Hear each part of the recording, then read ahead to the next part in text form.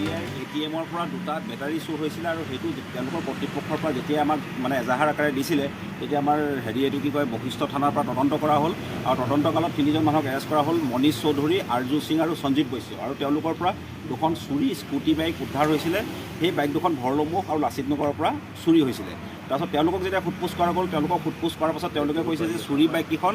গণেশগুৰি কছাৰী বস্তি এটাৰ ডেম্পত তেওঁলোকে বিক্ৰী কৰিছে তাৰপাছত সেই ডেমটো হৈছে ৰফিকুল আলী নামৰ মানুহ এজনৰ সেই ডেমটো যেতিয়া চাৰ্চ কৰা গ'ল চুৰি বেটাৰীকেইটাও উদ্ধাৰ হৈছে তাৰোপৰিও বহুত চুৰি সামগ্ৰী ভগৱানৰ মূৰ্তি কাঁহৰ বাচন বৰ্তন AC পাইপ ইত্যাদি কৰি এইবিলাক বহুত বস্তু ৰিকভাৰ হৈছে চিলিণ্ডাৰ ইত্যাদি ৰিকভাৰ হৈছে আৰু সেইবিলাক চব আমি জব্দ কৰিছোঁ এতিয়া কেছটো আমি আগবঢ়াই আছোঁ ডেমসমূহ একাংশ ডেম্পত দেখিবলৈ পোৱা যায় যে বিভিন্ন চুৰি সামগ্ৰী ৰখা এটা ভাণ্ডাৰত পৰিণত হৈছে এতিয়া আমাৰ গোটেই জিলাখনতে বা গোটেই গুৱাহাটীতেই ডেম্পৰ বিৰুদ্ধে আমাৰ এটা অভিযান চলিয়ে আছিল আৰু এতিয়াও চলি আছে গতিকে সেইটো আমাৰ অব্যাহত থাকিব নথিপত্ৰ নোহোৱাকৈ কিন্তু একাংশ ডেম গঢ় লৈ উঠিছে গুৱাহাটী মহানগৰীত